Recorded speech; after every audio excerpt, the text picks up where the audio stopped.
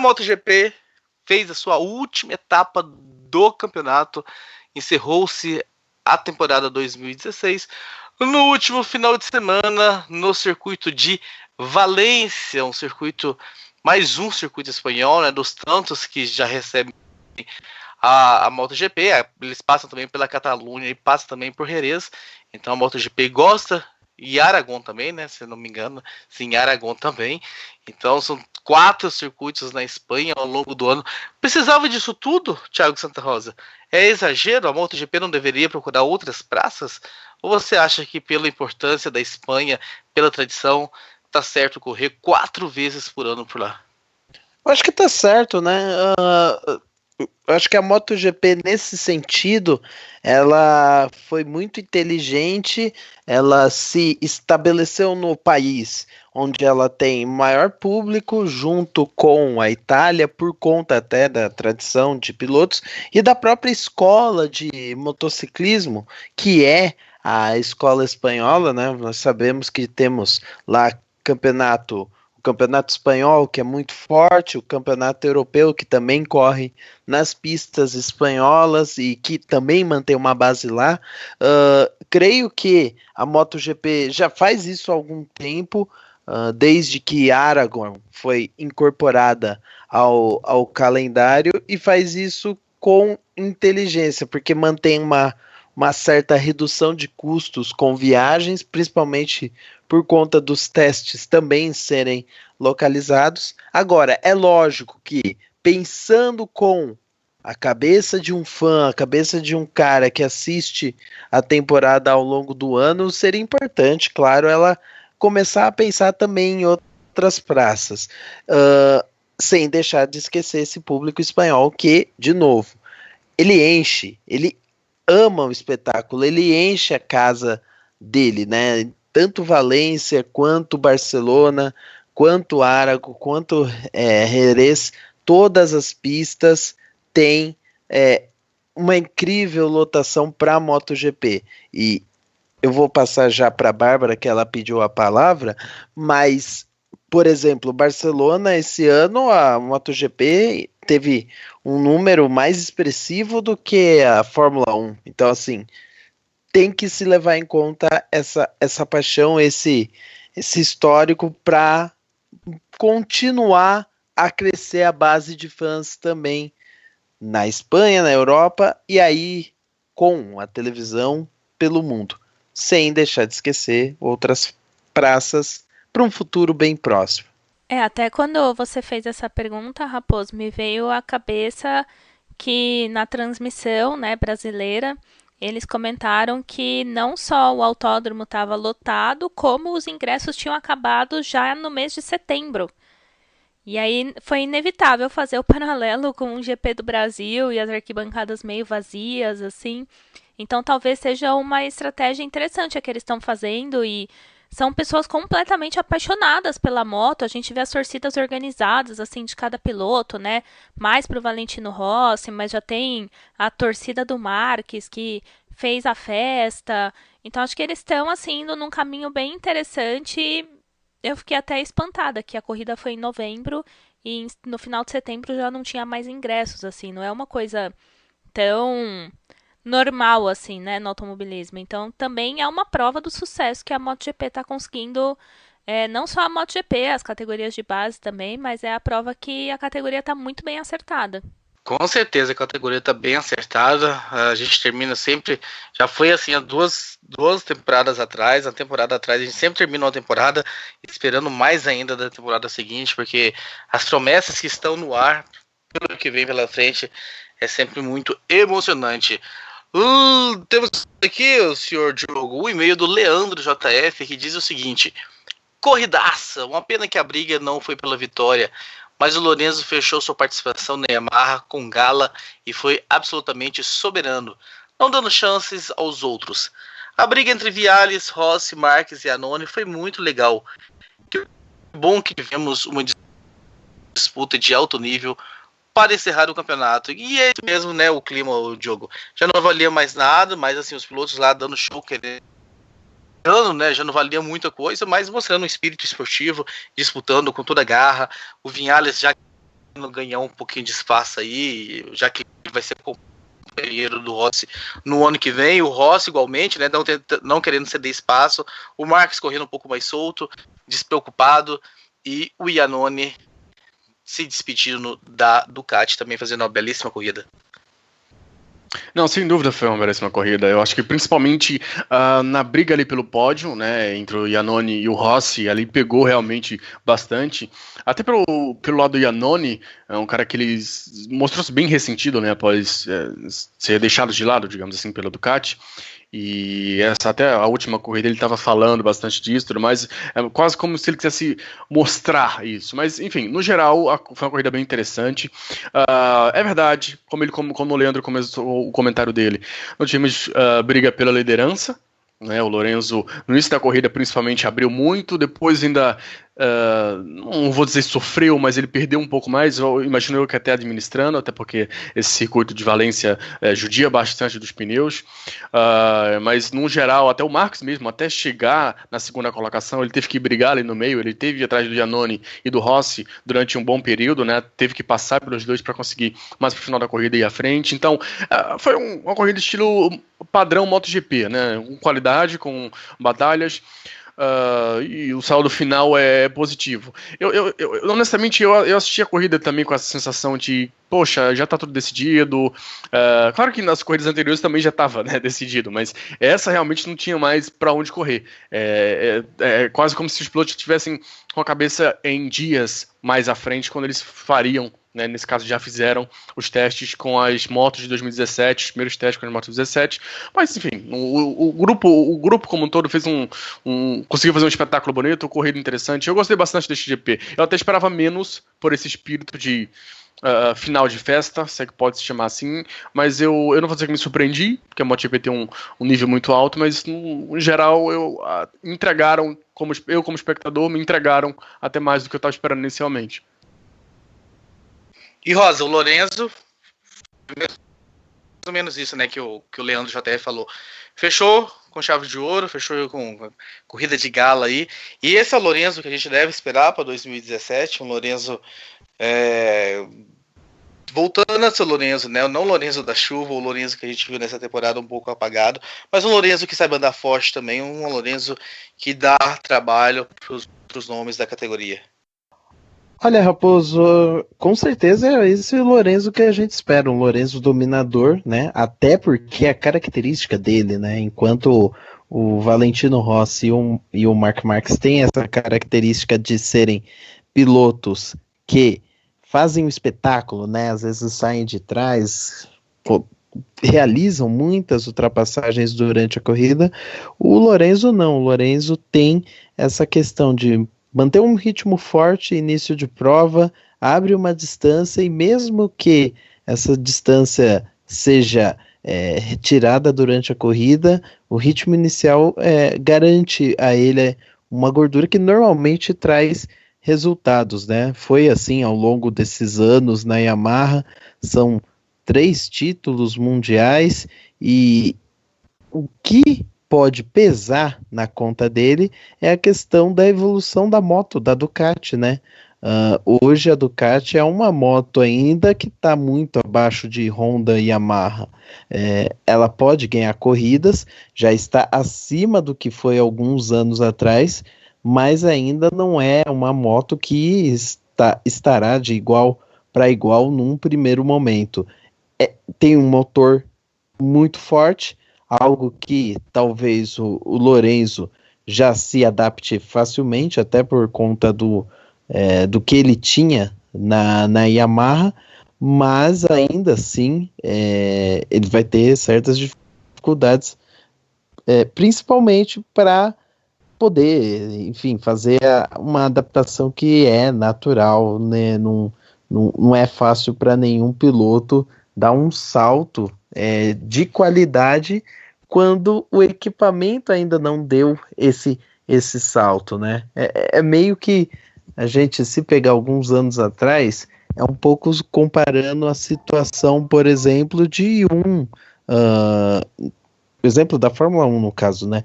Do Lewis Hamilton, quando mudou para a Mercedes, mas ninguém imaginava que a Mercedes ia dar aquele salto por conta do regulamento. E nesse caso, se a gente for estabelecer esse mesmo parâmetro para a MotoGP, o salto deveria ter ocorrido nesse ano, quando a mudança do uso da centralina e dos pneus fizeram com que as equipes tivessem que se adaptar ao que a regra imporia ou colocaria para as próximas temporadas. O ano que vem vai ter muito menos possibilidade. Agora, possibilidade o Lorenzo tem, sem sombra de dúvida, de conseguir bons resultados, principalmente pelo talento que ele tem. E Bárbara, trazendo um outro exemplo da Fórmula 1, já que o Rosa tocou no assunto, eu me lembro muito bem quando o Schumacher resolve voltar da aposentadoria, né, para a Mercedes, que antes do campeonato começar, ninguém esperava que o Rosberg seria páreo pro alemão. O alemão com certeza jantaria o Rosberg, e não foi isso que aconteceu, né? A gente viu o Rosberg, principalmente no primeiro ano, andando muito à frente do Schumacher e não facilitando a vida, né, pro heptacampeão. Então eu queria saber se você acha que se vai acontecer o mesmo na Ducati, se o Lorenzo chega todo achando que pode alguma coisa, mas no fim pode ser surpreendido pelo Dovizioso. Olha, é sempre uma incógnita, né, Raposo? Eu acredito que a gente já viu, como você citou no exemplo do Rosberg com o Schumacher, a gente já viu isso acontecendo na história da Fórmula 1, só que Lorenzo ainda é um piloto que eu acredito que ele tem bastante potencial, ele ainda tem muito que mostrar na categoria, é um piloto relativamente jovem, então acredito que a vida dele não vai ser tão assim, como eu posso dizer, não quero dizer também avacalhar com o Schumacher, dizendo que era fim de carreira e tudo mais, mas eu acredito que ele ainda tem um pouco mais para conseguir aí mostrar na MotoGP, mas é sempre bom você ficar de olho no seu adversário, né? É complicado, assim, para você começar a correr e achar que vai ser tudo muito tranquilo. E acho que vale aquela regra de a primeira pessoa que você tem que bater é o seu companheiro de equipe. Então, vai ser interessante acompanhar. Mas eu acho que ainda o Lorenzo não tá tão morto assim, não, como as pessoas imaginam, né? Ou possam imaginar. Talvez só tem que melhorar, né? Talvez não, tem que melhorar o desempenho na chuva. É a única falha, assim, mais grave que ele tem. Mas, tirando isso, acho que pode ser, sim, uma competição bem, bem parelha entre os dois. É por aí, Douglas? Você acredita também que Lorenzo nada de braçada? Cara, eu acho que eu desde lá do início que eu tô botando muita fé no Lorenzo na Ducati. Acho que em termos de carreira eu preferia que ele continuasse na Yamaha, para ser bem honesto, mas eu não vejo nenhum desastre dele na Ducati, até porque a Ducati não é mais aquela moto completamente instável que a gente via antes, que em determinada pista apresentava um resultado super interessante, na outra pista sumia. Nesse ano a gente viu esse tipo de variação, sim. Tinha pistas que a Ducati estava super forte, Qatar é um exemplo, tinha outras que a gente via eles mais para trás, muitas vezes até um ou outro brigando ali no final do top 10, mas eu acho que essa moto é um grande passo à frente, mas a moto do ano que vem tende a ser uma evolução dessa, tende a ser um passo ainda mais à frente. Então, eu acho que o projeto da Ducati é interessante, e o Lorenzo, por ser muito mais piloto que o Dovizioso, para mim tende a nadar de braçadas, realmente, para mim essa é a expressão correta. Não que o Dovizioso seja nenhum, enfim, burro ou qualquer coisa do gênero, é um bom piloto, tá vários nessa categoria, conseguiu sua segunda vitória na categoria nesse ano, já tá aí há 3, 4 anos com a Ducati, foi um dos grandes caras que ajudou a melhorar essa moto, né? Talvez não, com certeza conhece todo esse projeto muito, mas muito melhor do que o Lorenzo, até pela experiência. Então, talvez no início eu espero uma resistência do Dovizioso em termos de ambos estarem um pouco mais parelhos, mas aí durante a temporada eu acho que o Lorenzo consegue desenrolar e passar aí à frente com certa facilidade. Eu não sei se para título a Ducati já tem moto já para 2017, até porque ainda é muito cedo para falar tudo isso, mas eu acho que esse conjunto deve funcionar muito bem, e o Lorenzo, por qualidade que sempre teve, sobra em cima do Dovizioso. A Bárbara falou, né, que é o main point de toda a temporada. Precisa melhorar na chuva, a gente sabe disso, não adianta repetir o tempo inteiro. mas vamos esperar que ele consiga, finalmente. Nem sei se tem esperança mais, pra ser bem honesto, que já tem um tempo que ele sofre. Esse ano extrapolou tudo. Vamos esperar que ele melhore, porque sempre tem uma outra corrida. Esse ano teve até corrida demais na chuva, né? Foi fora do padrão, mas sempre tem uma outra corrida na chuva e a gente tem que ver ele pelo menos performando de uma maneira suficiente para se segurar ali, né? Igual teve na Malásia, por exemplo. Tá certo que na Malásia, mais pro final da corrida, tiveram quedas essenciais que fizeram, que colocaram ele na terceira colocação, se não me engano, no final da corrida. Mas mesmo antes disso, ele estava andando em quinto ou sexto, longe do pelotão, é verdade, mas ainda assim quinto ou sexto. Quinto ou sexto não é bom para o Lorenzo, para um cara que a gente considera que todo ano vai brigar por título, mas é uma posição no mínimo estável em termos de conseguir pontos, de angariar pontos numa situação que não favorece a ele. É diferente de andar em 14º, 15º ou cair, como a gente viu em etapas anteriores no ano, em Brno e etc, que realmente complicaram. Mas eu boto muita fé no Lorenzo e nesse projeto junto com a Ducati pro próximo ano. Por falar em brigas de disputa de companheiros de equipe, Thiago Santa Rosa, passou-se a corrida de Valência, os pilotos foram para os treinos com as motos de 2017, a grande sensação foi Maverick Viñales, que já andando de Yamaha, quebrou o recorde do circuito. Tem até uma imagem muito interessante do Lorenzo e o Casey Stoner no box da Ducati, olhando para o monitor e ao perceberem que o recorde foi quebrado, aquele olhar de espanto dos dois, né? O Stoner lá trabalhando meio que como consultor, um coach ou algo parecido, um conselheiro para o Lorenzo, e os dois olhando para o monitor. Valentino Rossi tem mais motivos para se preocupar com o companheiro de equipe do que tem Jorge Lorenzo? Sem sombra de dúvida, o Rossi tem um companheiro de equipe que vai dar trabalho. Se você pegar e fazer essa comparação pura e simples entre os companheiros de Lorenzo e Rossi para o ano que vem, a história do Viñales já também traz esse feedback, mas não é só isso, né?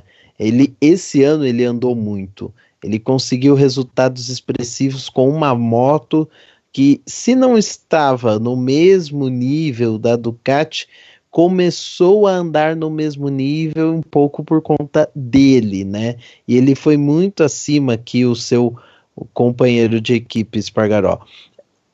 O Maverick, ele tem como eu já falei, um histórico na Moto 2, na Moto 3, que o credencia a ser um piloto de ponta.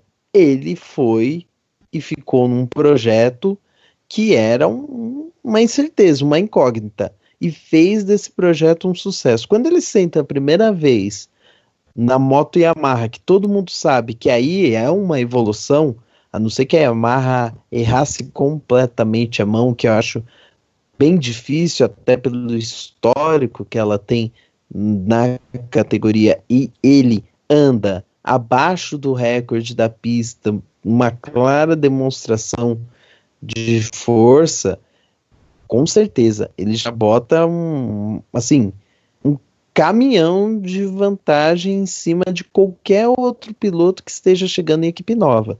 E era o que eu imaginava. Quando foi anunciado que o Viñales ia ser o cara da Yamaha junto com o Rossi, a minha tendência era acreditar que a disputa do título ia ficar Marques, Rossi e Viñales.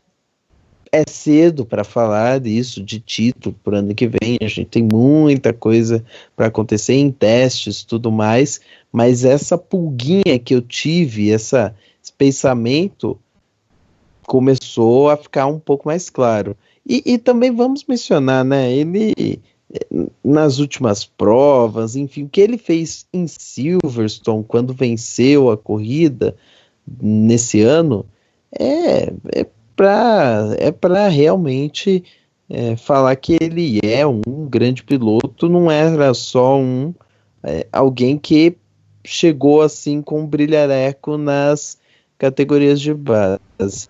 Aquela história que a gente falou em alguns cafeterias a respeito do Brad Binder, né, tão dominador na Moto 3, Eu não vejo o Binder com aquele poder, com aquela estrela que, por exemplo, eu vi, e você também viu, Thiago Raposo, tanto no Marques quanto no Vinhales, mas o Vinhales ainda recaía alguns questionamentos, algumas coisinhas que pareciam que não ficaram tão claras. Hoje, acho que a gente já consegue ver que está muito claro, e sim, Rossi, te prepara, porque você não vai ter folga, não. Não é um Dovizioso que você vai ter do seu lado. Diogo Gomes, dá pra gente esperar alguma coisa diferente, além disso que a gente já bateu aqui na tecla, Ducati, Yamaha e Honda? A gente acabou não falando muito da Honda, mas a gente sabe que o Max, pelo menos, o Pedrosa, a gente vai engoli-lo por mais uma temporada, mas, por exemplo, um San Luis que foi muito bom, mas vai correr numa Aprilia, dá pra esperar alguma coisa? Dá pra esperar alguma coisa de Alex Rins e Iannone correndo na Suzuki? A Suzuki que esse ano mostrou ser uma moto boa, competitiva. O que dá para esperar dessa moto pro ano que vem? Dá para esperar alguma coisa de Zarco, Johan Zarco, o Zarco, campeão da moto, bicampeão da Moto 2, né? 2 anos seguidos aí campeão, correndo na Monster Tech 3. Dá pra gente ter alguma surpresa? Até a própria KTM, né? Você comentava antes do programa que o Espargaró tava meio se queixando.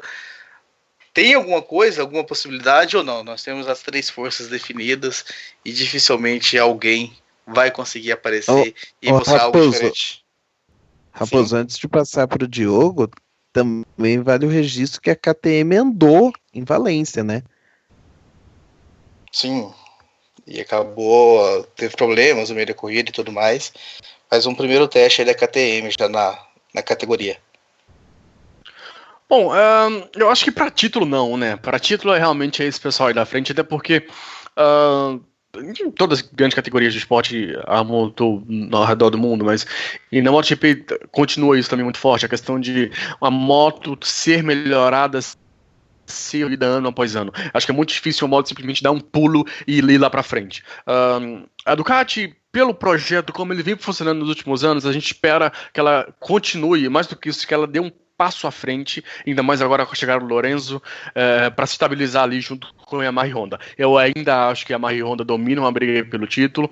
Estou super ansioso para ver como o Vinhales vai se desenrolar ao lado do Rossi. Espero uma Ducati forte, não sei se brigando por título, mas espero uma Ducati bem forte. Eu não me surpreenderia, por exemplo, com o Iannone dando alguns brilhos ali com relação com a Suzuki. O Iannone mostrou-se, ele há muito tempo já que ele mostrou-se piloto muito rápido. Esse ano ele chegou mais ainda, né, mostrou bastante na Áustria, ele deu um show absurdo. Eu realmente acho que a decisão da Ducati em escolher o Dovizioso foi mais em cima dos erros cometidos pelo Iannone do que por méritos de Dovizioso. Acho que já xinguei muito Dovizioso nesse programa, mas o Iannone, ele realmente mostrou muito mais velocidade durante praticamente todo o ano, né? Então eu tô ansioso, curioso para ver o que ele vai se desenrolar com essa Suzuki, ver o quanto que a Suzuki vai conseguir se desenrolar, ver o quanto daquela moto andar bem era de Vinhales ser um super piloto, ou era de Aleix Espargaró estar sofrendo, sabe, ter um balanceamento nisso tudo. O Rins é uma temporada nova, até pela maneira como ele surpreendeu quando ele subiu para a Moto 2, já chegar andando bem. Eu espero um bom debut da parte dele, mas é complicado esperar porque a MotoGP tende a ser um passo muito grande, então pelo menos inicialmente deve sofrer um pouco. A gente viu pilotos como o próprio Paul Espargaró sofrer um pouco, agora no final desse segundo ano é que está conseguindo se desenrolar e colocar algumas corridas mais constantes. Então para mim é difícil prever. Eu espero algo bom porque foi um piloto que em categorias anteriores, quando deu esse passo acima, já adaptou muito rápido e tem uma boa moto, né? Tem uma moto da Suzuki nas mãos, então espero que saiam coisas boas dali, apesar de ele ter sofrido um super acidente nesse pós-Valência, pós o último GP, né? Que ainda são realizados em Valência os testes, e ter se machucado novamente, enfim, não sei como ele vai para os próximos testes, mas basicamente é isso. Lá atrás a Aprilia é bastante atrasado, a Aprilia sofreu demais, pelo ano passado sofreu demais, esse ano já evoluiu bastante, espero essa evolução, mas não vejo nenhum grande passo. O Lewis que você citou é um piloto super rápido, isso já mostrou para todo mundo, mas é difícil prever o que vem. A gente tomou quem acompanha o Cafeteria, né, acompanha a Moto2 no Cafeteria, viu que esse ano todo mundo tomou um baile enorme do Lewis, porque ele começou vencendo, começou constante, e todo mundo pensou, nossa, olha, agora o Lewis vai conseguir encaixar aquela velocidade que ele sempre teve, mas com a constância, deixar os erros de lado, e aí depois ele começou a abandonar a corrida em cima de corrida, e aí complicou tudo de novo, então tá difícil, né? Dos rookies mesmo, dos novatos, sem dúvidas, o Zarco, como queira chamar, realmente é o cara que vai levar toda a atenção em cima dele, bicampeão da Moto2, nesse primeiro teste, ainda em Valência, né, pós a corrida, ele foi à imprensa e relatou que se encaixou muito bem com a moto, a equipe também se mostrou muito satisfeita, então acho que dali que a gente pode esperar alguma coisa, esperar melhor do que o Bradley Smith e o Paul Espargaró vinham fazendo nas últimas 2 temporadas. Para arriscar um pódio, algo do gênero, não sei se, mas eu realmente espero uma grande temporada do Zarco. Se a gente terminar 2017 e eu não tiver visto uma super temporada do Zarco, eu realmente vou ficar um pouco, eu diria até decepcionado, porque minhas expectativas com relação a ele estão lá em cima. Eu, olhando um pouco para 2016, eu espero mais do Rins pela moto que tem em mãos. Eu acho que a gente viu que a Tech 3 caiu, então é muito mais fácil a gente ver uma Suzuki andando mais do que uma Tech 3. Mas veremos, né? Essas forças dessas equipes podem mudar no decorrer da temporada. E a gente vem em 2017 firme e forte com a MotoGP, analisando ponto a ponto, corrida a corrida, detalhe a detalhe, piloto a piloto. E não se esqueçam, no Cafeteria a gente fala da Moto2 e da Moto3 para você que gosta de acompanhar, de conhecer esses pilotos antes deles chegarem na categoria principal.